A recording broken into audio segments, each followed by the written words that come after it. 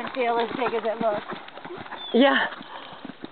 Yeah, it gives you a nice place to stay in the center of him.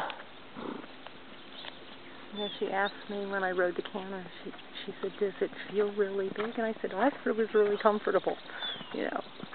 Yeah, and I'm glad, you know, she was asking about, you know, where I warm him up and where I ride him later, because I do, especially on young horses, that tends to be a little bit my style. I tend to send them quite forward and make sure I've got that, kind of got that first, and then, and a little bit deeper, and then put them together from there. Yeah. So, I guess, you know, in some ways maybe I kind of do that as an insurance plan, just because I feel like the collection is going to come pretty easy for him. You know, I feel like it's all more important.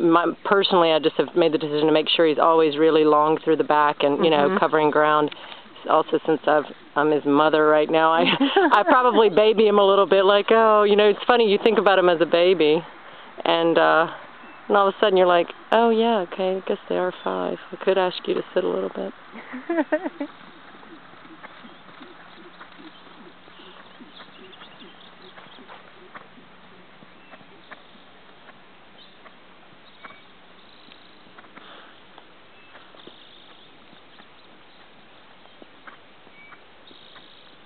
It was really funny when I looked at the... Okay, I see why I do the leg yielding off the right leg.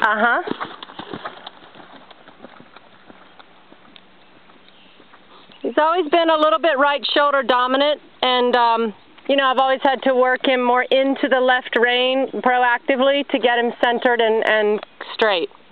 But it's a lot, you know, it's come a long way, and it's gradually more and more he stays really solid in both reins.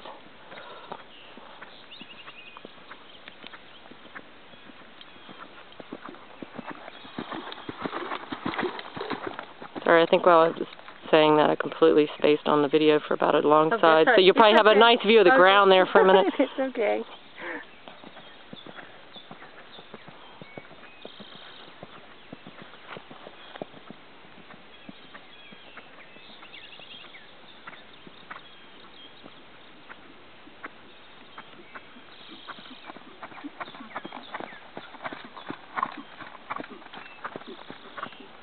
Putting him through the stations. Yep. Yeah. A little bit of lengthening there.